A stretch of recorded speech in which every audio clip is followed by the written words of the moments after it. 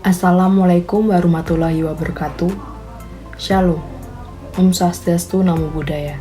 Perkenalkan, nama saya Ireni Kaharianja dan di sini saya akan menjelaskan isi makalah mengenai pro dan kontra pemindahan ibu kota negara. Ibu kota merupakan pusat pemerintahan dari suatu negara yang telah diatur dalam undang-undang setiap negara. Ibu kota sendiri memiliki peran penting bagi segala aspek kegiatan pemerintahan. Sebagai segala aspek kegiatan pemerintahan, ibu kota mempunyai fungsi utama, yaitu sebagai kekuasaan publik maupun perekonomian suatu negara. Dan sebagai identitas negara, ibu kota dibangun untuk memajukan negara tersebut, harga masyarakatnya menjadi makmur dan berkehidupan yang cukup. Wacana pemerintah Indonesia untuk memindahkan ibu kota sebenarnya sudah lama ingin dilaksanakan. Namun baru resmi diumumkan pada masa pemerintahan Presiden Joko Widodo. Namun, baru-baru ini, tepatnya tanggal 18 Januari 2022, rencana pemindahan ibu kota negara Indonesia resmi akan berpindah dari DKI Jakarta menuju Nusantara, Kalimantan Timur. Dengan ini saya mohon izin untuk memindahkan ibu kota negara kita.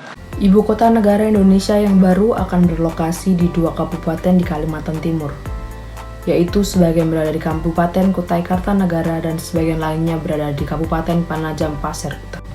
Namun meski demikian, pemindahan ibu kota negara Indonesia masih menimbulkan banyak pro dan kontra dari berbagai pihak.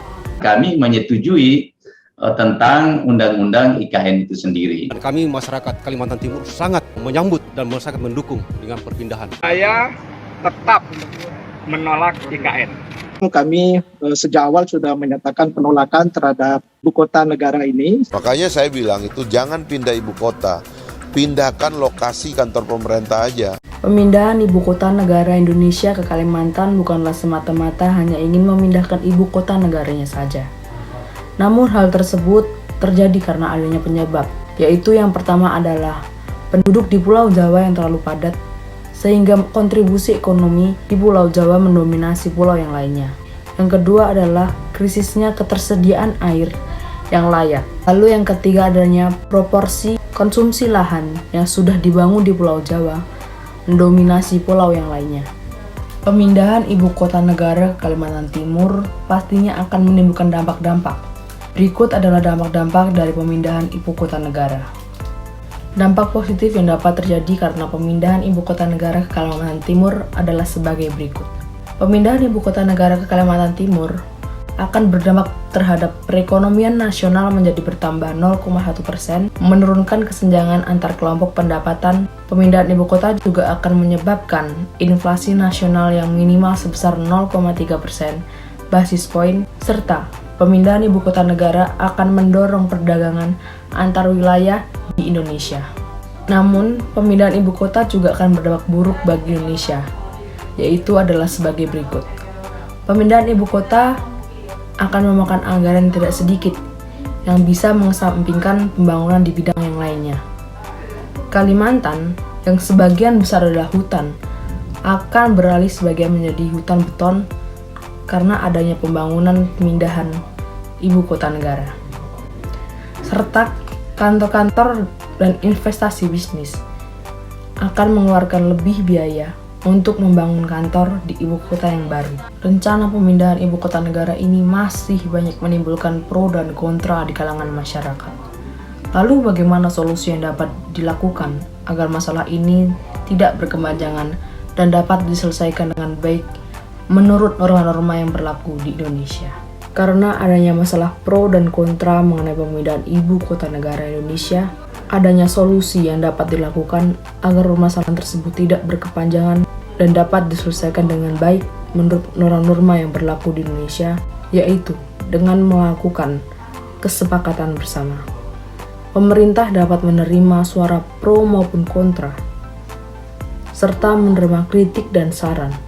Dan dengan itu, permasalahan pro dan kontra dapat terselesaikan dengan baik. Seperti yang diucapkan oleh salah satu pengagas Komite Yudisial Review Undang-Undang Ibu Kota Negara, Djilar Mardani, pemindahan ibu kota negara tersebut semestinya berdasarkan keputusan bersama.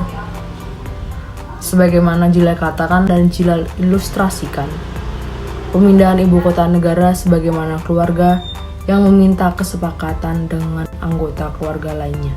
Sekian dari video narasi saya, dan dapat disimpulkan bahwa pemindahan ibu kota negara masih menimbulkan banyak pro dan kontra, walaupun gagasan tersebut sudah lama muncul sejak era Presiden Soekarno.